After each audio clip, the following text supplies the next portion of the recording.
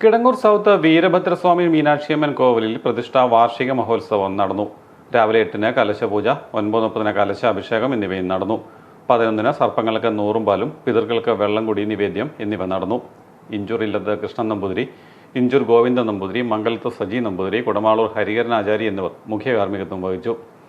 ഉച്ചയ്ക്ക് അന്നദാനം, വൈകിട്ട് ദീപാരാധന, ദീപക്കാഴ്ച, ഓട്ടംതുള്ളൽ, കൈകൊട്ടിക്കളി എന്നിവയാണ് പ്രതിഷ്ഠാ ദിനത്തിൽ നടക്കുന്നത്.